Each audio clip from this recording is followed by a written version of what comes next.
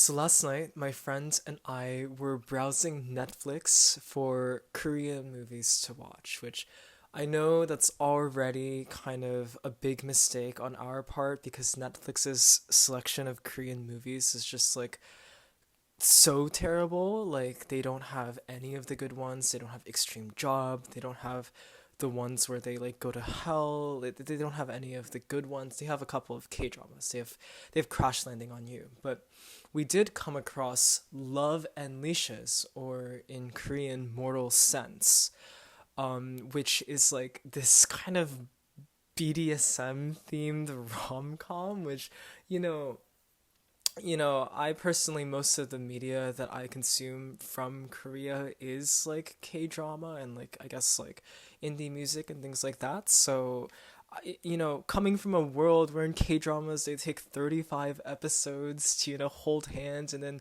50 episodes to like peck each other in the lips once, and then 750 episodes to have hardcore BDSM sex, right? Like in this movie, I wasn't really used to that just kind of being the premise right away. So of course, my friend and I were super excited to watch this movie, and it's just some of the most bizarre shit that I've ever watched in my life. So I guess just to establish the cast, we have a boy and a girl, just a classic love story, and they both work at like this like kind of Korean like like Coco Melon. It's Korean Coco Melon. They work at like they make videos for kids and cartoons, and they're both on the PR team. And so the boy, his name is Jung Ji-woo, right? And he kind of is like tall, he's really handsome and kind of cute, but not like super roguish or like harsh. Like he's cute, and he has intense puppy dog energy, which, of course, in the BDSM movie, we're gonna be coming back to that. But, just to establish, he's attractive and all the ladies at the office love him, including our lead lady, Jung Ji-hoo, who's the girl. Now, you're gonna notice their names are really similar, and they kind of comment on this in the movie. People are like, "Oh my gosh, are we gonna confuse Ji-hoo and Ji-woo or whatever?" And then they don't really touch on it again. So, it's a movie. I don't know why they did that, but Jung Ji-hoo is the girl, and she's really pretty to me, right? But like she's kind of described within the context of the text as being like kind of like ugly and like intense, and like her stupid fucking friend is always like, "You're never gonna land a bow with that intense domineering attitude." Except that, of course, that intense domineering attitude is very appealing to someone else in the story, because this is the Korean BDSM 50 Shades of Grey movie. So just like kind of a couple of notes on this premise. Like, I think it's kind of strange that they work at like a children's entertainment company. Like, I think that it's okay in real life if I worked at a children's entertainment company and I also had sex and like did BDSM or whatever. Like, I think that's totally okay. But it's like this is like a constructed piece of media, right? Like they didn't have to do that. Like they could have just worked at a normal company. In fact, like the entire story would have been the same. So, you know, I think it's like there's some strangeness there. And there's also, it's not like they shy away from it. Like a lot of the kind of events of the story happen at like, events and like kind of hangs out, what's that hangs out, like celebrations or gatherings where there's like lots of kids present, and it feels uncomfortable that they're like kind of having this like covert BDSM relationship in that context. And like they bring it up later too, like, you know, they're trying to think of their safe word, and they decide that they're gonna make the safe word the name of the character that they work on, Dungi Dungi. That's who what the safe word's gonna be. It's like, I thought we mostly like pineapple and like banana and stuff like that. Yeah, so we've got Jiwoo and Jiwoo, the girl and the boy, and just for context, their manager's kind of misogynistic and really loves the guy and hates the girl. And so for some reason, right, to he's like the more experienced one in BDSM, where he's like the one who's into it, and the girl who is the one who's like being led into it by the guy, right? And he orders like like a labeled collar with spikes on it, like that's made for him, like he bought it for himself, and for some reason he ships it to the office. It completely boggles my mind. He ships it to the office, and then of course it's like addressed to the office as a whole. So like, Chihu, who comes, the girl who comes super often, right? Like she picks it up and then opens it, and then like he comes like rushes over to grab the package, and he opens it, and there's the dog collar in there. And at first he tries to play it off. He's like, oh, it's like for my 3-year-old poodle or whatever.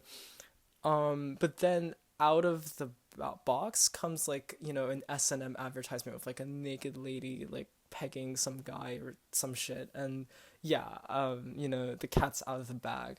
So he's like totally embarrassed, like completely destroyed. And the night after, he goes to like BDSM Reddit, like he's on like the forums, and he's talking to other netizens who just like absolutely love BDSM. And he's like, what am I gonna do? And then the netizens are not helping. They're like, oh yeah, like I got fired for this shit, man. And he's like completely besides himself. But like some of them are like, well, what if she's like into it? Maybe that's why she didn't like freak out on you and tell you that you were a disgusting pervert. He's like, you're right, right. So he goes and apologizes to her the next day. He's like, I'm so sorry that you saw that. Like, thank you for not, reporting me to management and getting me fired. And she's like, oh, it's okay. Like, people are allowed to like what they like, which is like the very normal take, right? And then for some reason, he takes this as an invitation, like just completely out of the blue. He's like, will you be my master? Will you be my owner? And she's kind of completely taken aback. They play with it a bit, but she's like, yeah, he's like kind of cute. And like she like visits a sex store and sees all the stuff, and she's like, well, I like having sex. So they agreed to try it out, right? So they sign a 3-month contract where she's like his dominatrix or owner for 3 months, and they have to have like something once a week. But the key clause, and okay, just to be sure, she's doing this mostly because she thinks he's cute and like wants to date him. But like in the contract, they contract like, oh, they're not gonna have sex and there's no feelings at all. And he literally says to her, oh, like when I look at your body, I have no sexual thoughts that arise to my mind. Which, like, okay, I mean, I'm not super good at talking to girls, but that's crazy. I, I don't know. They end up together, by the way, guys. Spoiler alert. Um, and so at this point, like the kind of tone of the movie shifts. So there's kind of like these montages broken up by like office scenes of like kind of like S&M play. Like, she steps on his back with heels and it hurts really bad, and she like there's this psychological torture thing where she like whips the table next to him instead of just like whipping him while he's tied up and he's like super scared or whatever. And they use wax and do all these sorts of things. And the tone of the movie shifts because up until this point it's been really fun. Like the movie has been great. It's like, there's all these like kind of secondhand embarrassment scenes you get in like K-dramas normally, where it's like, oh my god, like it's so cringe, like she collapsed into his arms in like the bathroom or like whatever. But and that's what it has been up to this point. It's just been mostly scenes like that. But then it just kind of shifts into like a montage of the porn. And again, I was watching this with my friend, and we're pretty tight, love her a lot. I'm not sure if I'm down to just watch porn with her, like maybe in a month or two. So we kind of skip ahead and oh no, but there's this one scene where they are in a hotel, and they're in the hotel, and like they're like trying to do the dog play, right? And my God, so he's like role playing being a dog and like eating out of her hand and like barking and being going down and stuff like that. But halfway through the play, like remember they're in a hotel, right? Halfway through the play, there's like voices outside, and he starts barking. He starts fucking barking out of his mind at the people outside on the door, right? And she's like, stop barking, stop, be quiet. And he just keeps barking. He just keeps. I know they have a safe word. I know she could have used it or whatever. He just keeps barking, and then the people next door in the hotel are like, "Can you shut your fucking dog up? It's fucking. Can you shut the dog up? What the fuck is wrong with your stupid dog? Why do you even have a dog in this hotel?" And I'm so sorry. Like, I would be so mortified if I was like topping someone or something and like they were doing that and I was asking them to be quiet and they just kept going. Totally nuts. I would never speak to that person again. Of course, they get together at the end here. This is Korean 50 Shades of Grey, BDSM, so whatever. Right? So, at this point, they just kind of have sex in the office a bunch. There's like some jealousy stuff and the misogynistic manager. We're gonna skip ahead kind of to the end, right? So they've been having sex in the office and someone recorded a video of them and leaked it to the manager. And so the manager kind of like decides to forgive them because he likes the guy so much, but then he starts like sexually kind of harassing the female employee, like Chihu, right? And obviously she's like kind of really miserable, not doing well, but then the guy Chiu steps in and is like, no, you shouldn't say that about our best team member Chiu, because she's like really good at her job.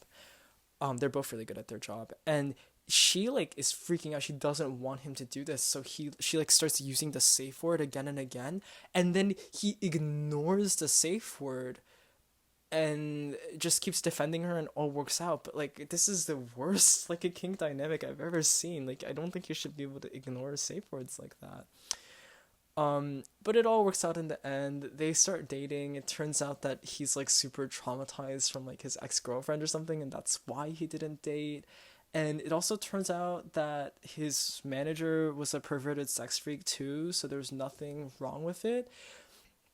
And then there's kind of two scenes that finish up the movie. So there's a scene of them in bed, and they're like having sex now, like normally, like they're still doing S&M stuff, but they're like also touching each other and like kissing and saying they love each other. And then the guy tells her, I love you.